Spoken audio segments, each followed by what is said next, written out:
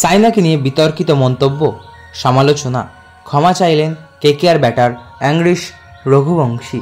ওদিকে নাইট ফ্যামিলিতে যোগ দিলেন ঝুলন গোস্বামী। কেকেআরকে নিয়ে দুটো মস্ত বড় আপডেট রয়েছে। তার আগে বলে রাখি, আপনি যদি চ্যানেলে নতুন হয়ে থাকেন তাহলে অবশ্যই চ্যানেলটি সাবস্ক্রাইব করবেন, এবং আপনি যদি ফেসবুক পেজ থেকে ভিডিওটা দেখে থাকেন তাহলে অবশ্যই পেজটি ফলো করবেন।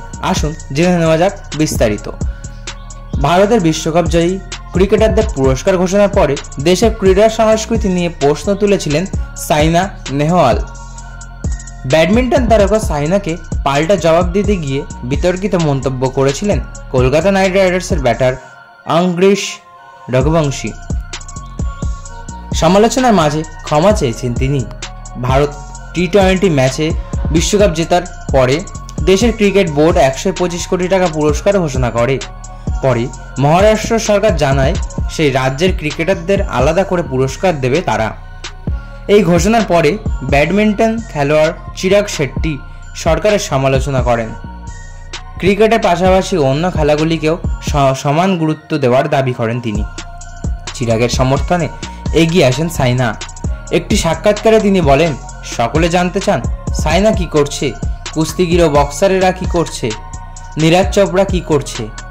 সকলেই ক্রীড়াবিদদের চেনেন, কারণ তারা দেশের হয়ে ধারাবাহিকভাবে ভালো খেলেছেন। খবরের পাতায় তাদের নাম বেরিয়েছে। ভারতের মতো একটা দেশ যেখানে কোনো ক্রীড়া সংস্কৃতি নেই, সেখানে এই সাফল্য স্বপ্নের মতো লাগে। সাইনার এই মন্তব্যের পরে সমাজ মাধ্যমে রঘুবংশী লেখেন, বুমরা যখন ওর মাথার দিকে ঘন্টায় 150 কিলোমিটার গতিতে বল করবে তখন কি করবে সেটা দেখার ইচ্ছা রইল। রঘুবংশীর এই মন্তব্যকে নিয়ে সমালোচনা শুরু হয়। অনেকে অভিযোগ করেন, সবে ক্রিকেটের দুনিয়ায় পা রাখা রঘুবংশী সাইনার মতো ক্রীড়াবিদ সম্পর্কে এমন কথা কিভাবে বলেন। সব খেলা আলাদা। সাইনা যেমন বুমরার বল খেলতে পারবেন না, তেমনি বুমরাও কোর্টে স্ম্যাশ করতে পারবেন না। অলিম্পিকে পদকজয়ী এক তারকাকে নিয়ে এমন মন্তব্য করে রঘুবংশী ক্রিকেটেরই মান কমিয়েছেন।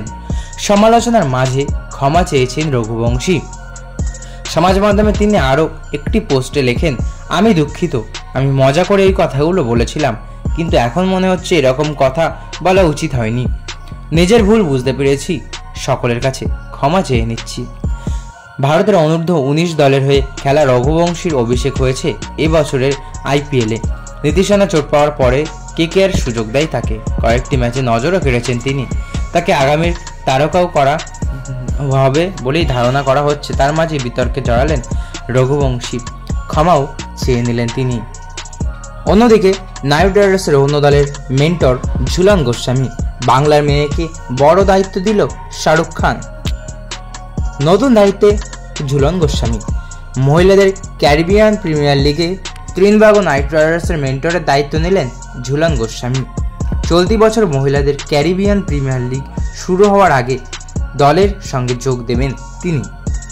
নতুন দায়িত্ব নিয়ে ঝুলন বলেন, এত বড় ফ্র্যাঞ্চাইজিতে যোগ দিতে পেরে আমি গর্বিত। ভারত ও গোটা বিশ্বে ক্রিকেটের উন্নতিতে এই ফ্র্যাঞ্চাইজি অনেক কিছু করেছে।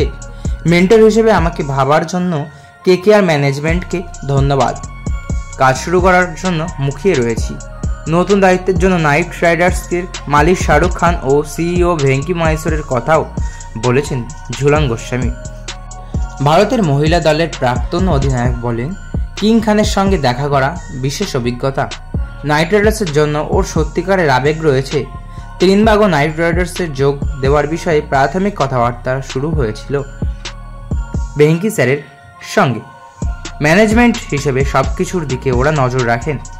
যেভাবে ওরা দুজনে আমাকে স্বাগত জানিয়েছেন, আমার সঙ্গে কথা বলেছেন, তাতে আমি খুব খুশি। শাহরুখ স্যার ও ভেঙ্কি স্যারের সঙ্গে কথা বলে খুব ভালো লেগেছে। ঝুলনকে নতুন দায়িত্ব দিতে পেরে খুশি নাইট রাইডার্সও। ভেঙ্কি বলেন, ঝুলন কিংবদন্তি ক্রিকেটার, ওকে ত্রিনবাগো নাইট রাইডার্সের মেন্টর করতে পেরে আমরা খুব খুশি। গত 10 বছরে পুরুষ ও মহিলা দল মিলিয়ে ত্রিনবাগো নাইট রাইডার্স 5টি ট্রফি জিতেছে। আমরা নিশ্চিত ঝুলনের অধীনে এই দল আরও ভালো ফল করবে। ক্রিকেটারদের কাছে সুযোগ থাকবে ঝুলনের মতো ক্রিকেটীয় মস্তিষ্কের সঙ্গে সময় কাটানোর।